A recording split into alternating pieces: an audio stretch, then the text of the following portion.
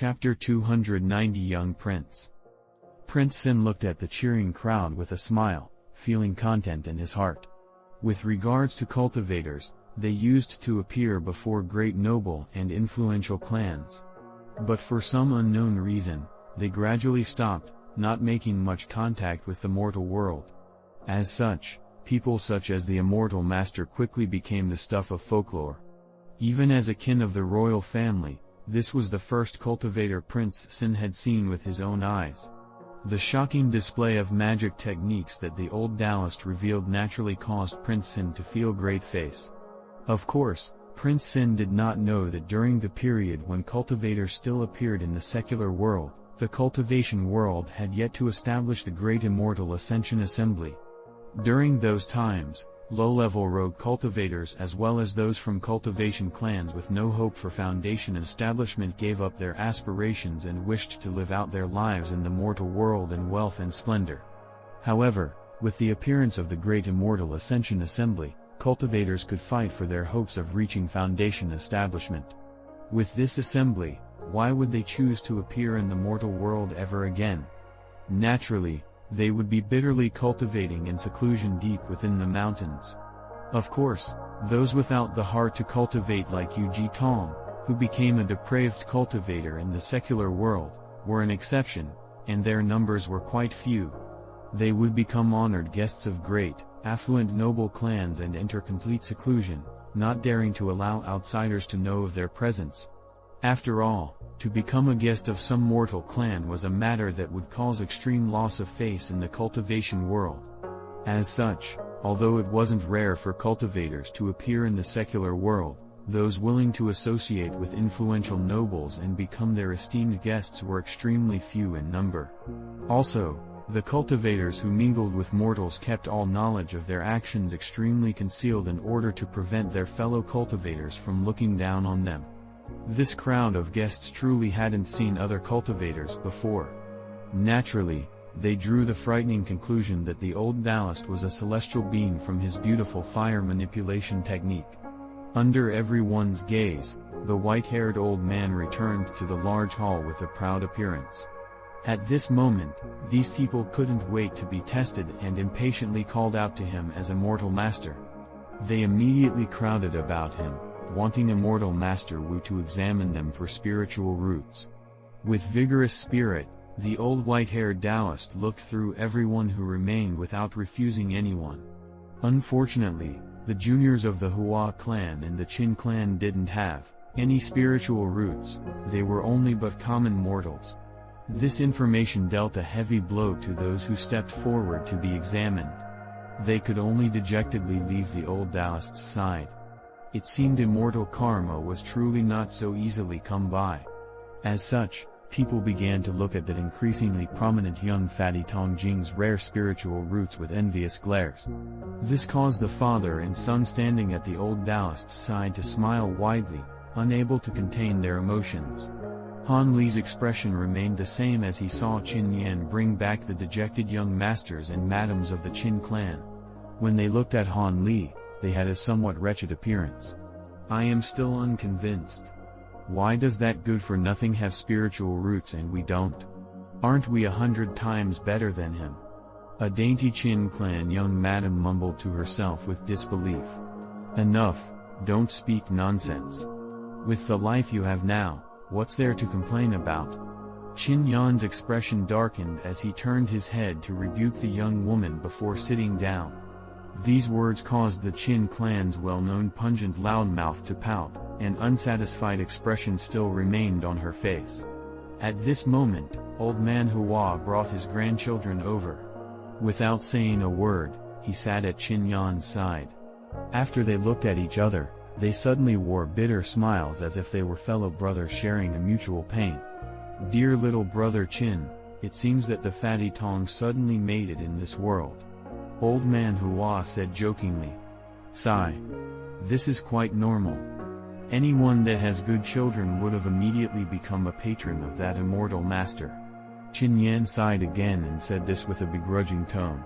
However, old man Hua and Qin Yan began to have a chat.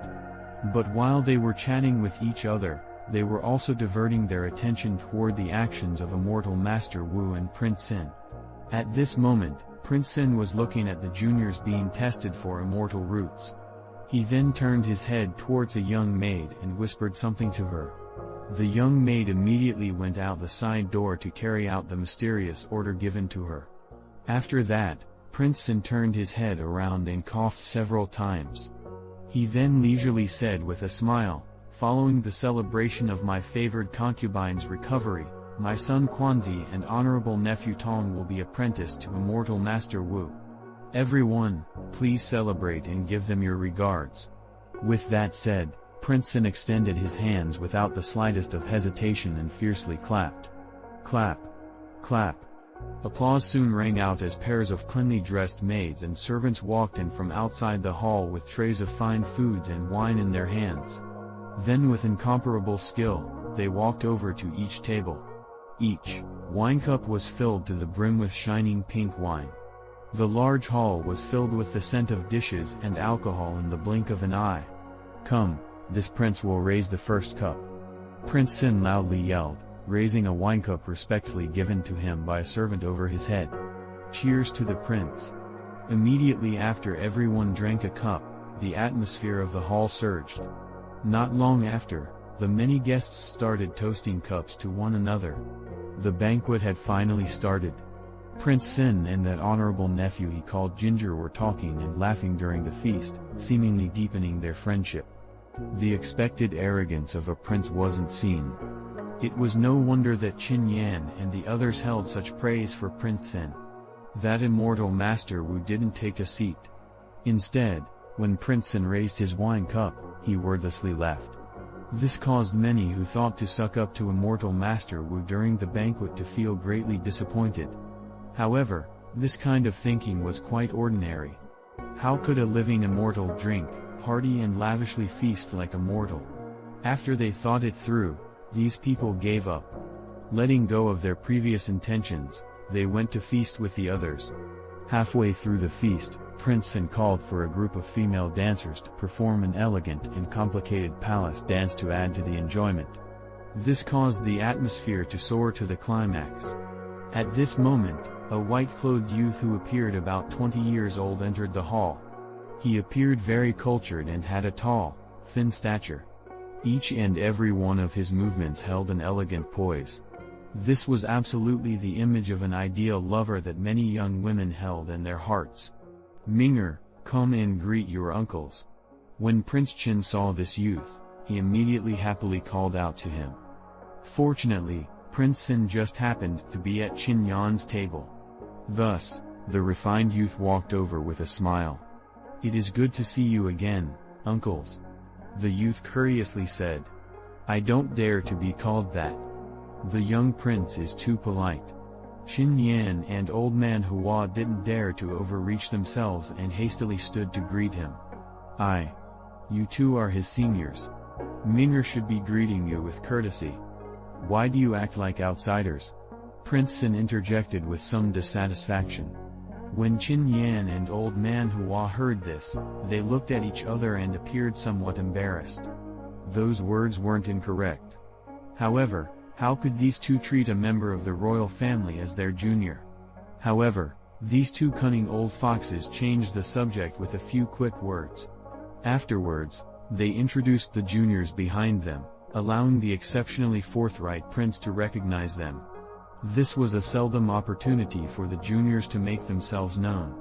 Naturally, Han Li was included among those introduced.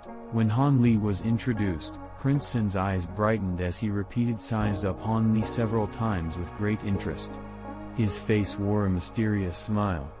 It was clear this person knew a few details of the rumors surrounding Han Li. This caused embarrassment to surge forth on his face again. "Ming'er, come over here. Come meet this honorable brother Han." It was unknown what Prince Sin was thinking, but he unexpectedly had the young prince meet Han Li with a smile. Having heard his father, the young prince walked over and politely called out elder brother Han. Then he cupped his hands toward Han Li, maintaining a gentle expression the entire time. Somehow, each moment carried out by this elegant and graceful young prince enchanted the several nearby young madams of age, leaving them unable to free themselves from his charm. Han Li returned the salute with a lost and foolish appearance, as if he were too nervous. In his heart, however, he felt himself in perilous situation, preventing him from maintaining his calm. When this young prince moved forward to salute Han Li, he unexpectedly gave him a feeling of danger similar to that of the mansion's steward. Although it didn't feel as strongly oppressive as that of the steward, it was undoubtedly the same feeling of danger. "What's the matter?" Han Li became extremely shocked as his heart sank into bewilderment.